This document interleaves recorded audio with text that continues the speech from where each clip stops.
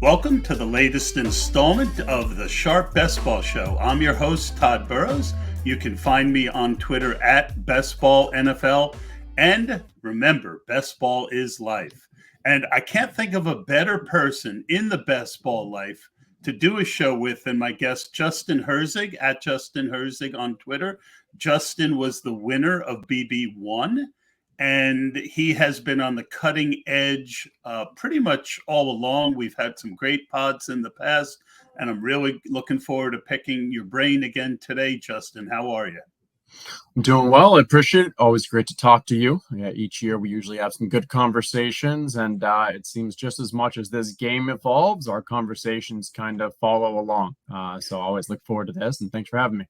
Yeah. And part of the reason for that is you and I are both on team. You got to adjust to what the board is now, right? A lot of people study the past and then they want to use it as a template. And, last year, first of all, if you ran last year 100 times, what happened at the end of last year might not happen again. Never mind if the board changes. So, that's what I love so much about best ball, Justin. It's much less of a puzzle that you can figure out than DFS. Would you agree? Yeah, very much. And I mean, right now, the hot thing is to take a look at the last 3 years of data and try to form some conclusions. But even then, it's still overall, it's just 3 seasons. And each of those seasons has unique trends, I would say, that maybe kind of different than what we're seeing today. So while that data and what we can learn from the past is very helpful, it's also, as you mentioned, very important to kind of take that data and think about, okay, how does it apply to this year? Now that we have 3 elite tight ends going in the second round, how do we adapt? Do we have a dead zone this year for running backs? Is there potentially one for wide receivers? And thinking about how we can kind of take those larger data sample sizes from the previous years, but apply it for this year's learnings. Yeah, at the end, I've got an idea that's been tickling around in my head. I'm going to call it modified Justin Herzig. And I want to get your thoughts on that because the board is very interesting this year. And the last thing I'll say is just also due to the nature of the 1 week, 1 week, 1 week finals, right? That also makes it, we're so results oriented of what worked. One thing I liked about your partner over at ETR, Mike Leone's Best Ball Manifesto, was that he took all 17 weeks as if they were week 17 to try and at least get a little bit better sample size. So that is something that we also have to consider when we consider what we're studying from last year. Now, you recently put out a new article called On the Clock, where you prioritize what to be thinking in order of importance when drafting. Can you explain to me the steps that you laid out in this article and why that you have them in the order that you do?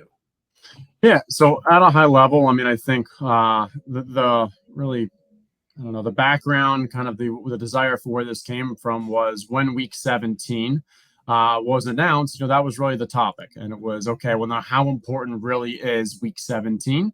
And so we were talking in the Slack channels. I think it was me, Leone, and Adam Levitan.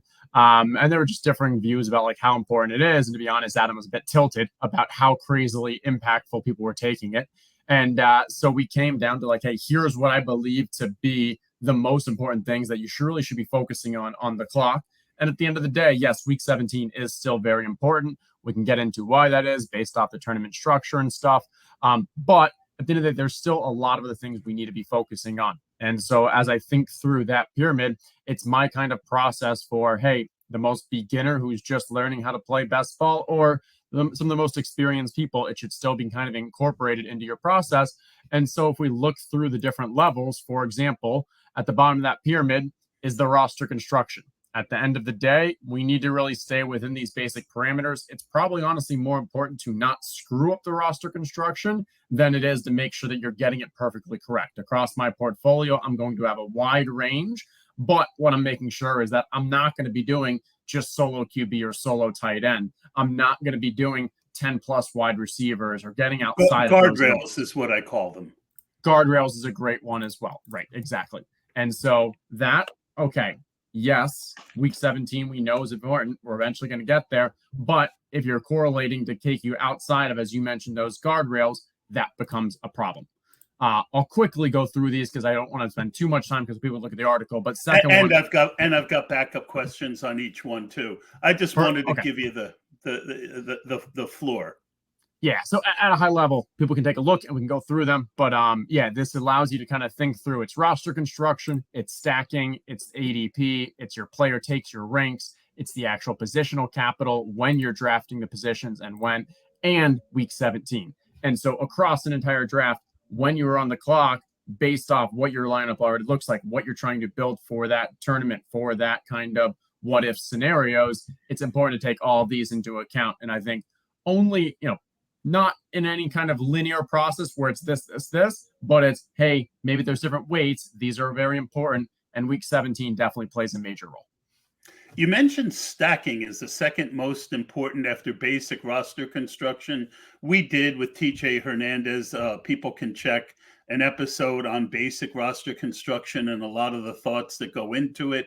But you also mentioned that stacking has become kind of like table stakes.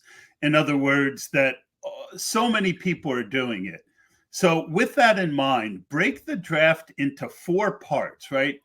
Rounds 1 to 4, rounds 5 to 8, rounds 9 to 13, and let's say round 14 to 18. And say roughly how much are you willing to reach in each of those 4 areas of the draft to get a stack? Because I know that it depends on a lot of factors, but let's just set the table with kind of your general thought process of how much value you're willing to give up to make sure that you're stacked. Yeah, and let's make it known. I mean, if you look at the pyramid, the next level is ADP. And so while stacking, I still think is very important because I think stacking is one of those where otherwise not counting a trade, like that QB and those wide receivers are going to be together across the season, across the playoffs, and they're highly correlated both in the regular season to help your advance rate as well as in the playoffs. ADP, there's 2 forms of ADP here. There's real-time ADP, where if you're picking a player 6 spots after you're losing ADP value there. There's also closing line ADP, where you may be drafting a player 6 spots after their current ADP, but the line's going to close as the season goes on, and maybe you actually get closing line value. So I think both those are worth, thinking about when you're drafting. With regards to your question, when I'm stacking, how much is too much? At the most basic level, I would say hey, the earlier in the draft, the less I'm willing to reach. Probably no more than maybe in that first quadrant, 6 picks at most, probably more like that 4 to 6 range. Once you start getting into the second quadrant, maybe that range moves to 4 to 8 picks, still staying within a round. When you get to the third quadrant, I'd still probably wouldn't want to reach more than a round, probably more than 10 or so picks. And when I get to the back of the draft, the difference between a 15th round and an 18th round really doesn't matter than from a projection standpoint and the likelihood of those players hitting. So I'm not going to draft my 18th rounder in the 15th, but I have no problem drafting my 18th rounder in the 16th or the 17th if it completes my stack, if it fits in the rest of my structure. Awesome. I'm in line with that pretty much. And a simple rule that I use is, what's the chance that my stack might make it back to me, right? And sometimes, you have a 50-50, so that's one of the things I consider when, but the big one is there anyone that I'm passing on that I think I could live to regret, right? It's a very, and again, the earlier in the draft, I'm also thinking about setting up the late parts of my draft.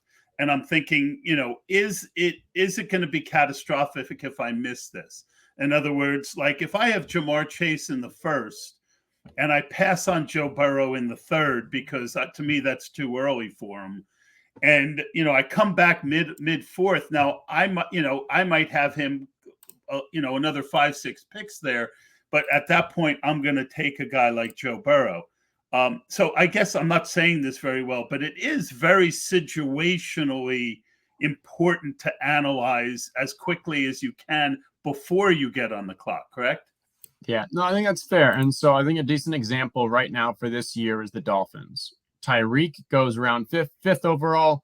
Waddle goes around 20th overall, and those are in line. You can take the 5th and the 20th, and you take Tyreek and Waddle. Okay, now we get to a little later. I think it's around the 8th round. You have picked 92. Waddle's ADP is right around there. Maybe it's 94 or something, but You around mean that. Tua? Sorry, yeah, Tua. Historically, my thought was, hey, if there's a player I really like, I'm kind of okay waiting on Waddle because the chance of someone in the other, those, 4 picks at the turn, the 4 picks back and the 4 picks back are unlikely to take him because I have both the Dolphins that have already been drafted. So it's unlikely Tua is going to get reached for there.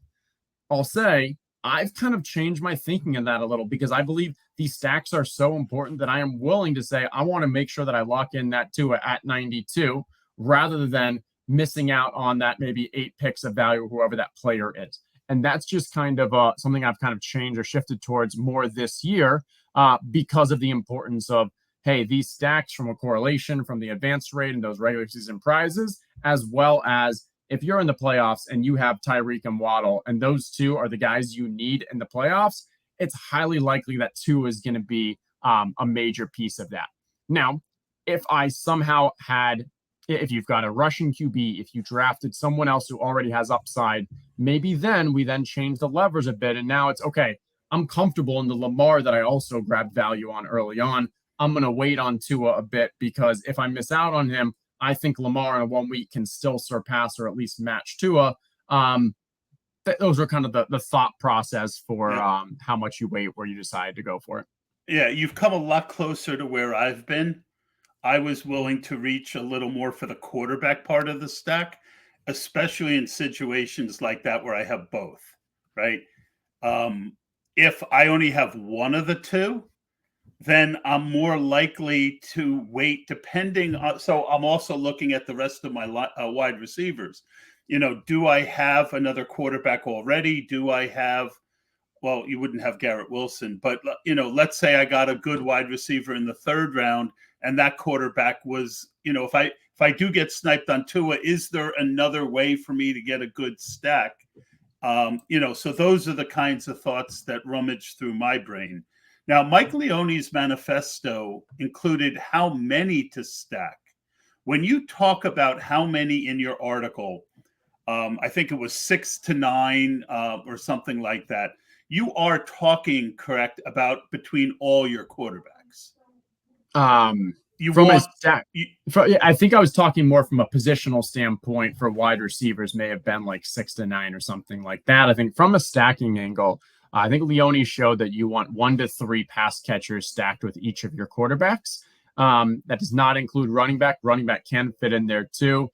I think from a data-wise, that makes sense. It's also a wide range. For me personally, I'm a little less tied to the actual raw number and more on draft capital and how and where I drafted those players. So, for example, if I'm drafting, 2 early wide receivers, the Tyreek, the Tua, and then, the Tyreek, the Waddle, and I get Tua, I'm okay with saying, hey, I'm just grabbing those 2. I'm not reaching on a Durham Smythe or trying to find who that other Miami wide receiver is later on. However, if I draft Daniel Jones and now I'm trying to hit on all these Giants wide receivers that are going in rounds like 13 and beyond, I'm okay with grabbing 3 or 4. Maybe I grab Hodgins, Hyatt, Wandale, even Slayton in the 18th. Now, yes, his research shows that you shouldn't stack more than 3 of them. But in that scenario, I'm planning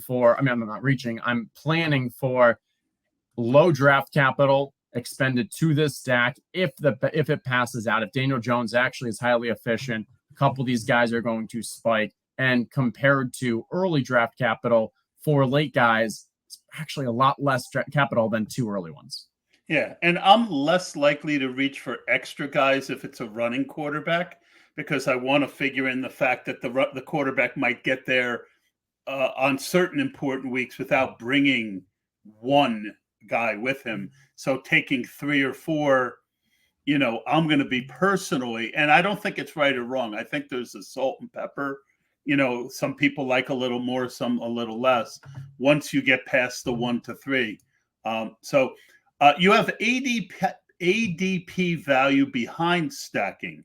For me, they're almost interchangeable based on the players available, the amount of the discount on that player, and whether I think I can gain stacks later.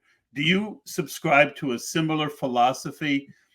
In other words, like not all discounts are the same. And I might show later one example where I was getting a 10, 12 pick advantage on a running back or reaching 8 to 10 picks for the quarterback, for the wide receiver for my stack.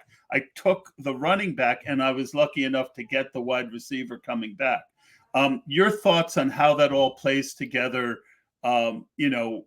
ADP value versus stacking? Because to me, even though you had stacking above ADP, in my brain, they're pretty darn close.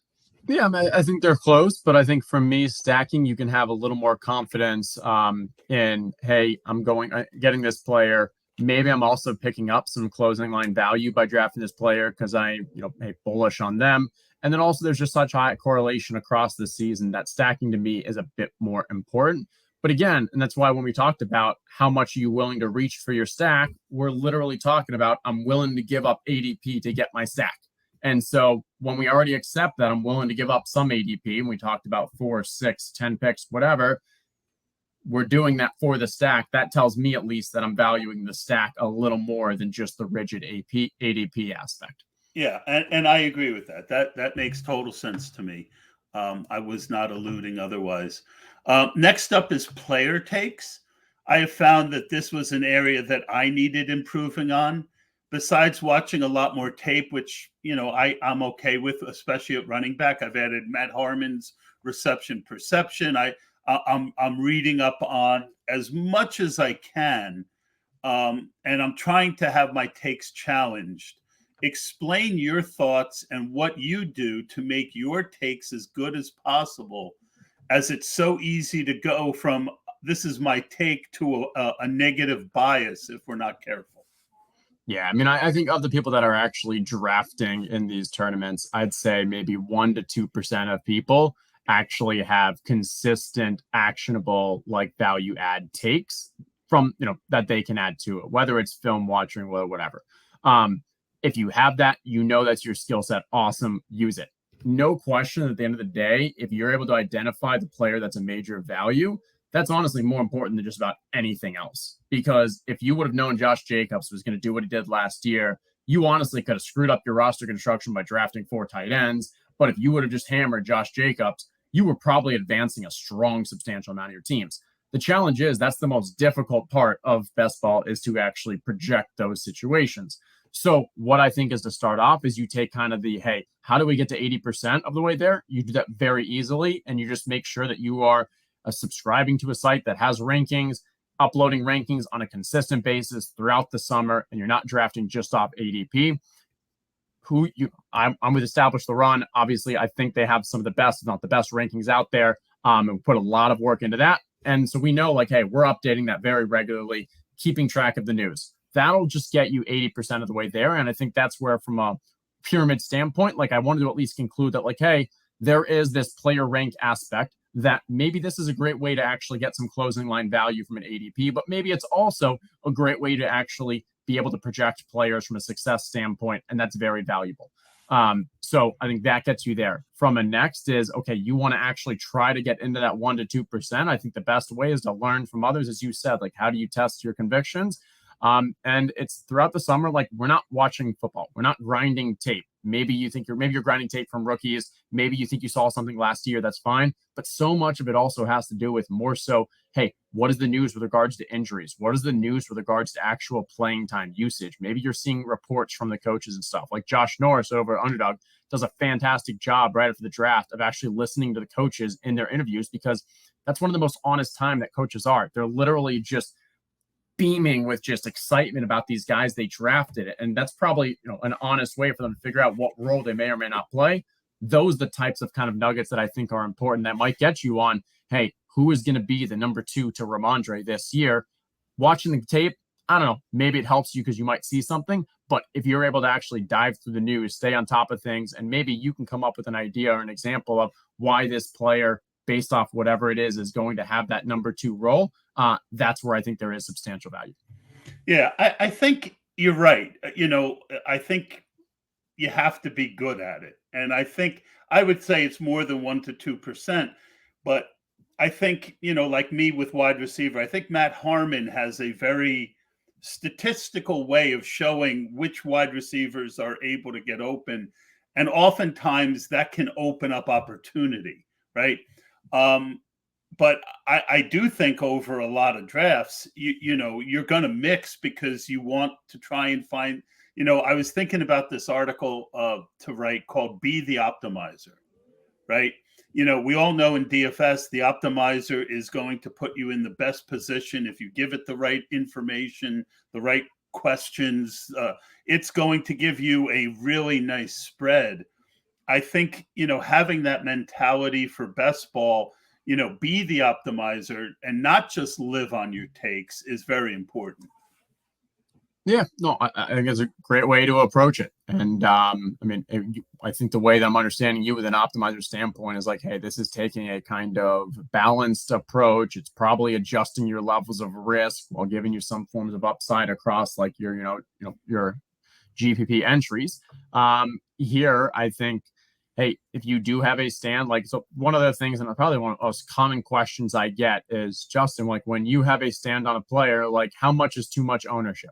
And the way that I kind of always answer that is, for me personally, if I ever get above 25% ownership of a player, that's when I start doing two things. One is I take a step back and I start thinking like, okay, why am I so high on this player compared to market? And I'll actually start asking other people in this industry, people at ETR, people on Twitter, just to get some other ideas like, what am I potentially missing? What am I not seeing? Why are other people lower?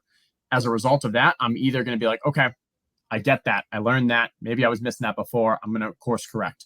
Or I'm like, nope, I understand what your fear is and I don't believe that. I see something else and I'm willing to go further in it. And in that second case, now what I'm going to do is look at when I'm drafting that player. And I'm probably now going to start drafting that player a round later. I'm going to let them fall a bit. Because yes, my ownership of that 25%, that may drop down to around like 20, 15%, but I'm now getting that player at an extra round value that before, maybe I was actually killing some of that value by drafting them a little earlier than the market actually wants you to. And so that's how I kind of judge, how I kind of evaluate, take my player takes into consideration, ensure that I'm not going too heavy, hammering too much above that 25% and still trying to get as much value as possible in the draft. Yeah, 25% is the exact number I have in my head to where warning flares go off. If for nothing else, the risk of injury, right? Even if I'm right on a player, he's got as much chance of having a career injury as anyone else. And that's when I like how you course correct by going around later. And I've also started doing that with guys I'm of 5% or less on, right? If there's guys that I'm just always passing on, going to people you trust and say, what am I missing? Am I missing something with this guy that I have zero of? Yeah, I've got no problem with that kind of from that first step. I will push back. For me, at least, I have no problem being 0% on a player. It happens all the time. And and maybe it's just my personal take standpoint, but it is more often than not accurate. And I think it's a lot easier in this game to find a fade and accurately project that fade, stay away from that player, than it is to someone say like, hey, I am extremely confident that this player is undervalued and hammered. And so like for me last year, my biggest example was Justin Herbert. I ended up with 0% of him in my best ball menu, 1 out of 150 of my lineups.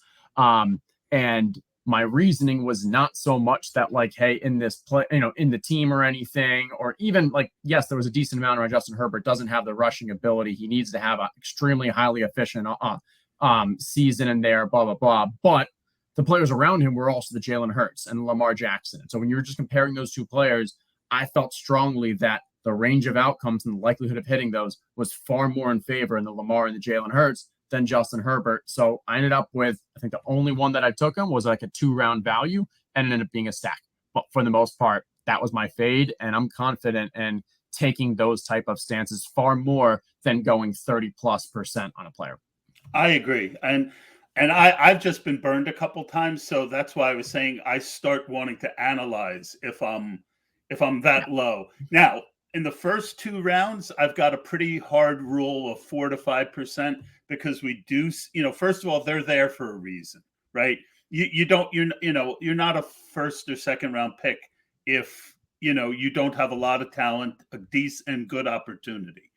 Um, that being said, if I feel someone has been hyped too much, like Antonio Gibson a few years ago, or CEH, I might have like 1 or 2%, just enough to, and like you said, when they fall a little bit, but in the eighth, ninth, 10th, 11th round, yeah, I end up with a bunch of guys that I don't have anything of. Right. I don't And, think and that I don't think that's a problem. And the best way to actually those players that you're just not drafting enough of, or I mean, or barely any of, the times that you should be drafting them are the times that all these other rules that we have come into play, where Right. there's probably correlation with your actual team. Maybe it's a pass catcher. I'm not going to be drafting like barely any Odell Beckham, but give me a scenario where I grabbed Lamar. I have Odell Beckham at 2 rounds of value. I need a wide receiver. Sure, I'm going to take him there, even though that is probably still substantially higher than where I think he is from a ranks and where he should be.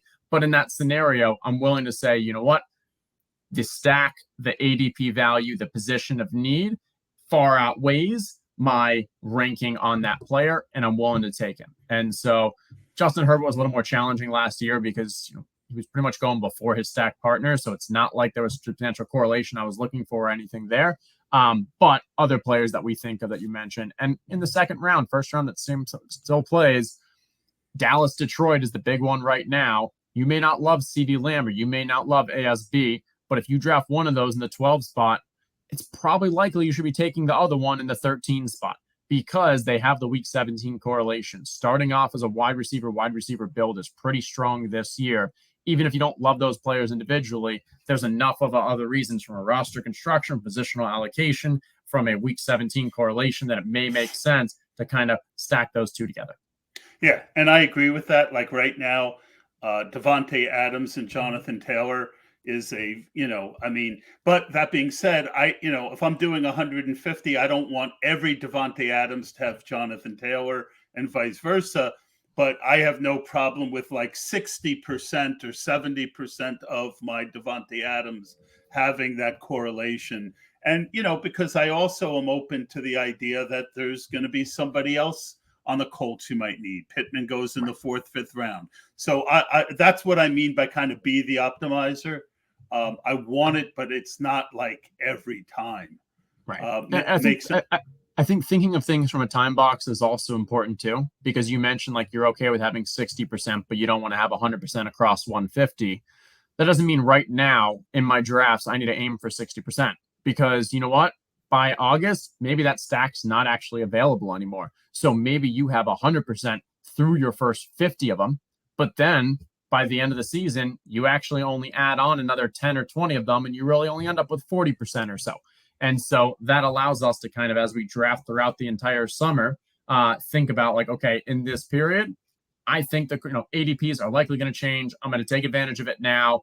If come August they haven't changed, it's still available. You can always then again course correct. You can always kind of learn there. It's like, okay, I don't want to keep having only the Pittman and I mean only the JT and the Devontae. Maybe I want to go Devontae and Jacobs, and then I'll grab Pittman later.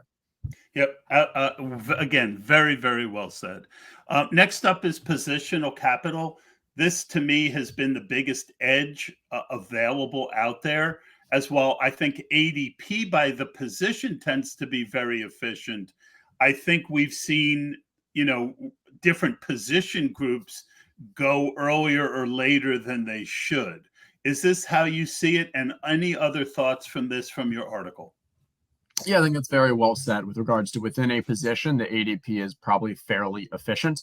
But the challenge has been within the past 3 seasons is where should these positions being drafted? And the learnings each year have been directing the future year's ADP. And as year over year, we see wide receivers keep moving up the board.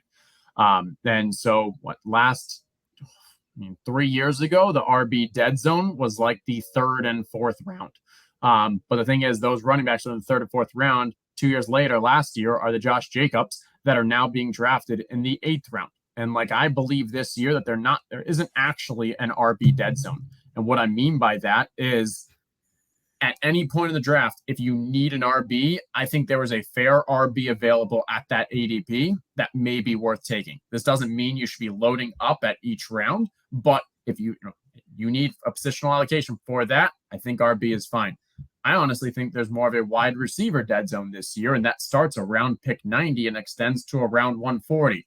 I'm not saying I'm not going to draft in there, especially if there's some stack, but that's the area that right now at the current ADP, I actually prefer all the other positions. How this all plays in with that positional allocation is the more that you draft, you'll start getting the feels based off your player takes and your ranks and who you like, who you don't like.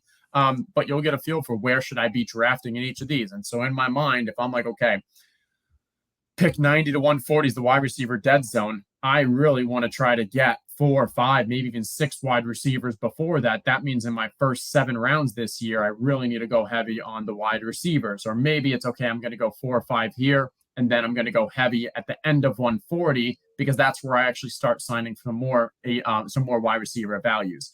This is the type of positional allocation that you should be thinking about for when you're drafting.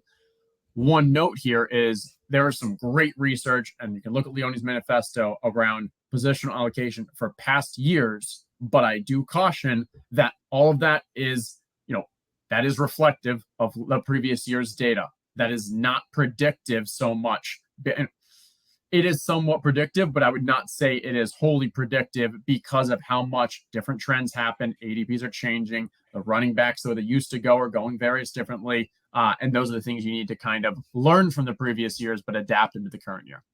Yeah. Conversation on Twitter today kind of points that out. Last year, I had the 64th highest team during the regular season. It was a Mahomes Burrows stack. I waited on both of them. I got Mahomes late 4th. Even though I had Kelsey, I passed on him in the 3rd, and I got him in the 4th, and I had Burrow in the 8th, right? People were arguing because someone had taken Mahomes in the 2nd and Burrow in either the 3rd or the 4th. And I said, that's a huge difference. Last year, that's a huge difference. And I think you really have to account for that when you're doing this if you want to have decent roster construction, Justin. Yeah, completely agree. I mean, even Patrick Mahomes last year, I feel like there was a period where he was going in like the 4th, if not 5th round. He went there. I think his average ADP was the 4th, early to mid 4th. In this one draft that I got him late 4th. Yeah. And so, if you're doing a 4th and an 8th on those quarterbacks, which now, I mean, hey, if you look at their past points, like they should have probably been a 2nd and a 4th, but you're not giving up the 2nd rounder and the 4th rounder. I mean, you're giving up the 4th and the 8th. Major difference there. But again, apply it to this year. And even if you compare like the elite QBs that are going this year, the players that you are giving up at the same time are running backs that have top 3 running back upside, or wide receivers that are in that, like, I'd say, 2nd or 3rd tier of like elite wide receivers. These QBs are great. They're projecting for more points than we've really seen from a top 3 in QB history, but there's opportunity cost. I went back and studied the last 2 years by round, points per round. I took out people who were injured, for most of the season, and it was done by points per game, right? And 2nd and 3rd round are pretty flat the last couple of years. But last year Josh Jacobs really kind of tilted the world, being, and Debo the year before in the 8th round. If we get a year where the 2nd and 3rd round players really pay off their ADP, you're going to be able to, if you can target good quarterbacks later, who can maybe not be a top 3 guy, but could be a 4th or 5th best QB on the year, you can easily make up that what you're giving up with the top guys. Yeah, and obviously it depends on the different site you were playing as well. On Underdog, the quarterback points, touchdown based, half PPR, no bonuses. the QB's points are a lot greater percentage of your team's lineups than if you're playing on a site like DraftKings, where you have the PPR, you have the bonuses and such. And in that system, and there's 20 rounds. So it's more feasible to maybe draft 3 mid or late QBs. So think about the site you're playing on, what those rules are, what you're trying to optimize for, varying levels of importance of QB. Yeah. And simple last question on this subject. How much Josh Allen, Jalen Hurts, and Patrick Mahomes do you have right now? I'm underweight on all three. Yeah, I would say I'll start off by saying I have, from what I know, 0 of unstacked with those 3. Meaning I am definitely not going to be reaching on Mahomes if I don't have Kelsey, Hurts if I don't have AJ Brown, Josh Allen if I don't have Diggs. But if I do grab those players, I am willing to draft those guys. But like I don't have many of them, and some of that ties in as well. Like I have AJ Brown ranked a little lower than some other wide receivers. I do too. I Diggs. I think I have Diggs at ADP. And then Kelsey, I have a little lower because I'm drafting Cooper Kupp above him, maybe even Tyreek Hill, depending on the site. I'm not sure. I am too. And yeah, and so if I'm fading, if not fading, but if I'm just a little lower in those first guys, that's by result going to make me lower in the second QBs, and I'm perfectly okay with that. There are other QBs that I really like, and I think as the offseason goes on, as the summer goes on, it'll be interesting to see where those QBs fall to. I think there's a decent chance that Josh Allen ends up being in that kind of early third area, and Jalen Hurts maybe as well. Yeah, I've started taking some Lamar because at the end of the third round, I've got a dead zone in value there.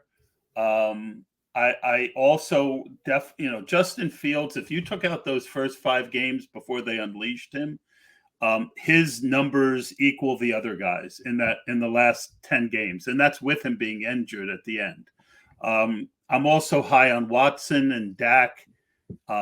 Because I think those guys have the weapons and the offenses could be good enough to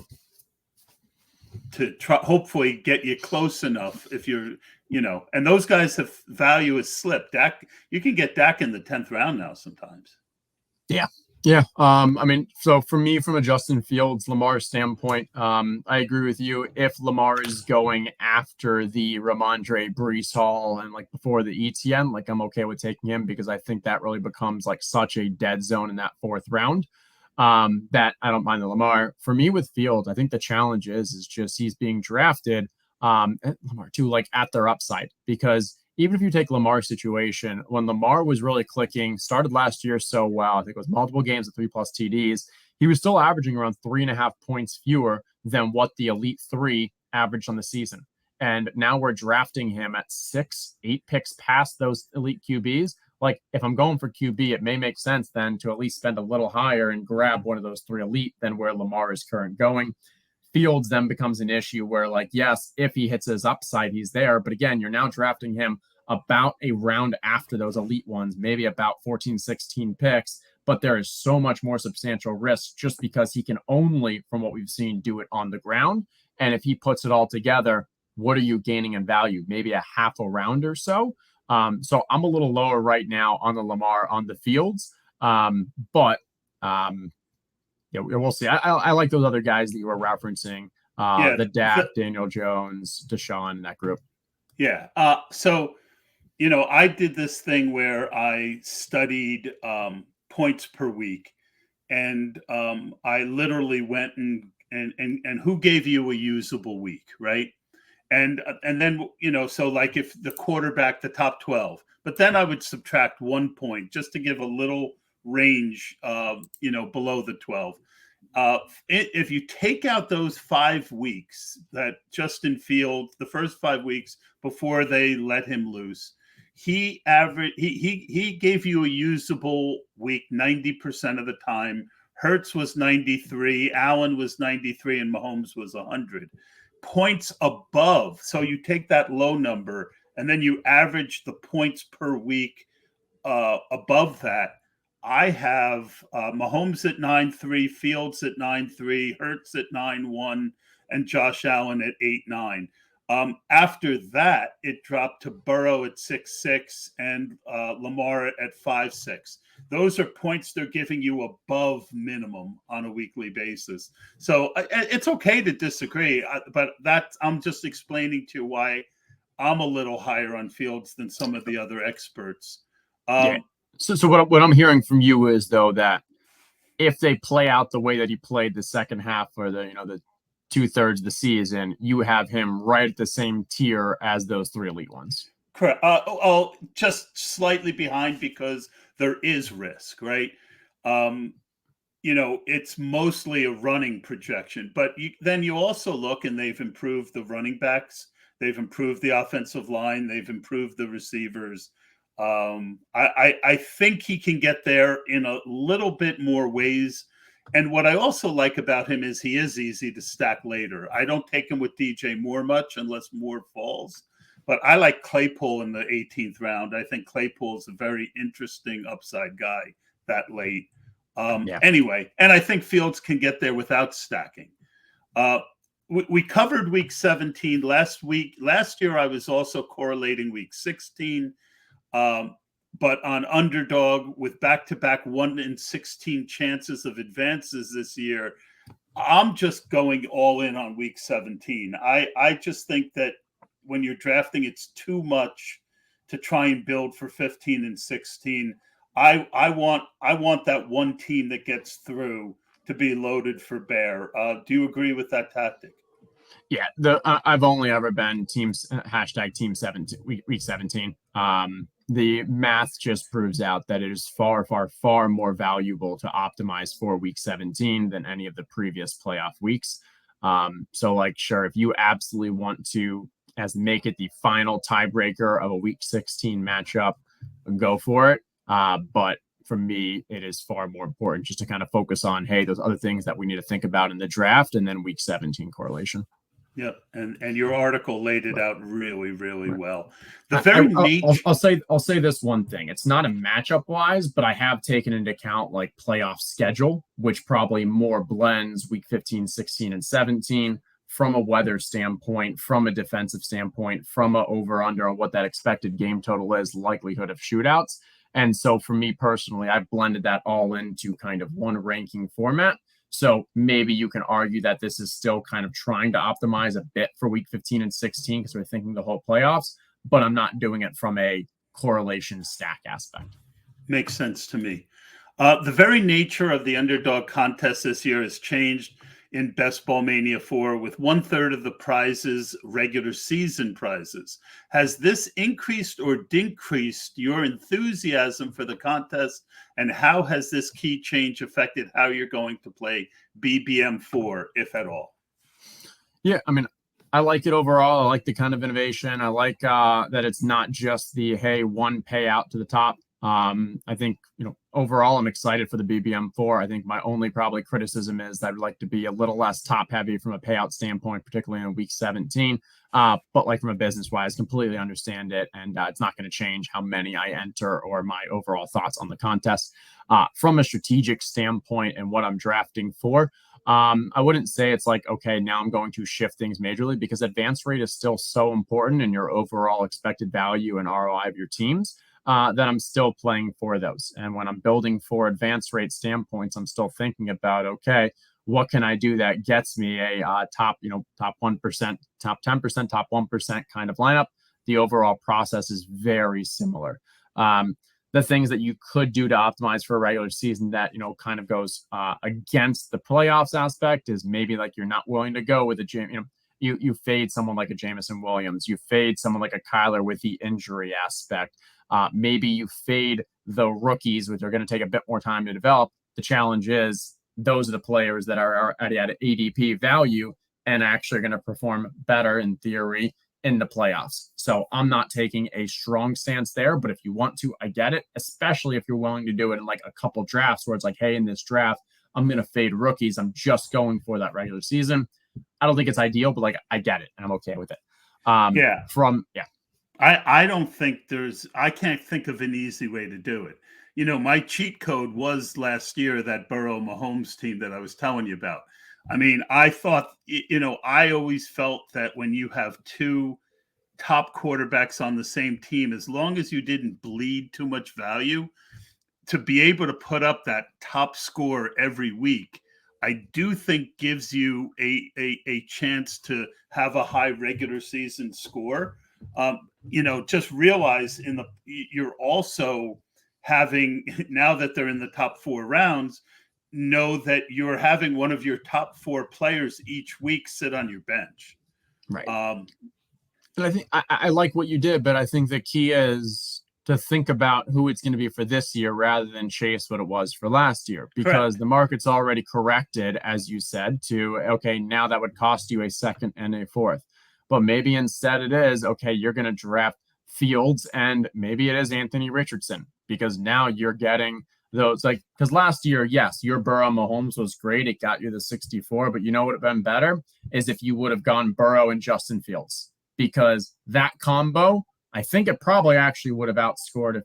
Maybe it wouldn't have outscored, would have gotten pretty close, but you would have then also had like another early round pick or something. So the idea being, maybe I can this year not give up that elite QB capital in those 3 guys, but maybe draft, whether it's Justin Herbert, whether it's Justin Fields, whoever it is, but then pairing it later on with a mid-late round guy like an Anthony Richardson, maybe even Bryce Young or Justin Fields, Bryce Young or CJ Stroud, that have such a wide range of outcomes because they're rookies. Maybe they rush a lot more and we're just not expecting it.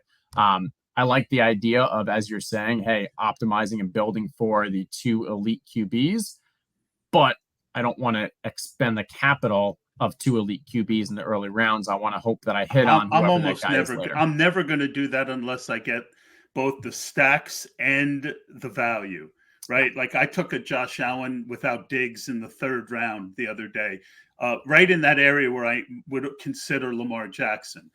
Not ideal because I didn't have Diggs, but I'll take it. I'll take a round discount because I know I'm not going to get much of it. Right. All right. I think I've gotten Josh Allen there as well, where it's like, this is just too much value. I'll find Gabriel Davis and other stacks later on. Yeah. And maybe week 17, Josh Allen, puts up 45 points because all the touchdowns go through his rushing, right? Like you can at least tell yourself that story. Yeah, agreed. DraftKings is basically offering 10% off to max out the Millie this year, and the price is reasonable at $10. What are your thoughts on this contest, especially in the light of the fact that it has over 1,000 people in the final? Correlate week 17 even more than you normally would. Also, I mean, they are so soft contests. So I've been doing a bunch of these ones, just because when I've got a couple minutes, I'll throw in. It really feels like, from the way that people are drafting, like it. I don't want to get too much in the micro aspects because this is more kind of, a strategy pod. But just start jumping in those and you'll get a feel for it. It really feels like wide receivers should be drafted so much earlier and so much more frequently because it's PPR. People who play DFS on DraftKings will understand how you should be drafting these tournaments. And it is more on that focus of, hey, spend up on those wide receivers, get them early and often, wait on the QBs, wait on the tight ends. You have 3 slots for those. If you want to grab an elite tight end, that's perfectly fine as well, because they actually, because of PPR, have the ability to really separate themselves. But think about the extra roster spots you have. Think about the structure of the tournament. And yeah, as you mentioned, 1,000-person field for that week 17. That makes it that much more important to actually gain that correlation from a game stacks, from making sure your lineup tells a story, making sure that lineup is really performing as well as possible in that week 17. Yeah. So I agree with that. Are there any other contests out there under the radar that you're a big fan of? Yeah, I mean, I think there's a lot of sites out there. So I haven't been too active in the FFPC, but I know Leone's done some good stuff there. I've been active on the drafter side. I enjoy that, where it's, hey, FFPC is my baby. There you go. Yeah. And for drafters, it's, hey, I'm going to focus on the regular season. I'm going to build for that. I'm going to focus on really trying to find that nut outcome. And there's ways to kind of, when you're only optimizing for the regular season, there's some advantages, some edges that you can be gained there. Yeah, it's just amazing to see so much innovation and so many offerings out there. I think my favorite that I'm seeing and the ones that I want to see more of are these time boxed contests where they're going to pretty much close. And so an example was the Poodle on Underdog. I don't know, a couple days ago, last week, it literally closed in 2 days. It was a 20 entry max, and I think a $7 entry, 20 entry max, and it only lasted for those 2 days. Would love to see, hey, you can only do fast drafts. You can only draft during this period of time because now you're really taking advantage of what that ADP is and not, oh, I'm just going to wait until June, July, August, draft later, slow them out so I can kind of adjust to whatever the shifting ADP is. No, these are literally happening now. You're either in or out. All right. So I kind of teased that I wanted to run an idea by you. Modified Justin Herzig would be, I think you and I both prefer two, but once in a while we'll take three quarterbacks. I think we're both on team late tight end, not every draft, but overall. So two quarterbacks, three tight ends, and take six wide receivers, but take them early, right? For the very reason, one of the big things about your famous strategy of robust running back or whatever the official name was, you were drafting four of them, but you were taking them in the top 7 rounds because there was such a drop off at the running back position. Now that we're seeing the dead zone kind of be a wide receiver dead zone, do you think it makes sense to, take advantage of those wide range of running back outcomes, start late, get 6 wide receivers, and just basically stop at wide receiver? Yeah. I do want to protect my reputation, though. It was hyper fragile, and I don't think it was only the top 7 rounds because one of the beauties of it was kind of going back. I think it was like round 1, 3, and maybe 5 and 8 or something. I don't remember the last one was. But it was dependent on who was there. Right. And exactly. And I mean, in that structure 3 years ago, hyperfragile was far more of a legitimate strategy because, as you're saying, like people were drafting running backs earlier and earlier. So for me, I realized that, hey, I'm not going to be able to get that much running back value in rounds 10, 11, 12 and such. There was a major drop off. So I'm going to focus on devoting a small amount of my actual capital, in roster spots to those 4, drafting them early, and then spend the rest of it because I was confident I could get wide receiver values in rounds 9, 10, 11, 12, 13, and such. As the years went on, the last 2 years, I moved away from hyperfragile and went with more of a maybe I'm going to draft 2 early on, and then I'll wait until round 10 and draft another 3 because wide receivers started moving up, and I could get running backs that previously were going in the 7th and 8th or now going in the 10th, 11th, and 12th. And so let me get 2 early on, focus on wide receivers, tight ends, QB, whatever, and draft those 3 later. What's happening? Wide receivers continue to go up. So your strategy of let me focus on getting 6 of them, as long as you do it in the early spots, yeah, I'm completely okay with it.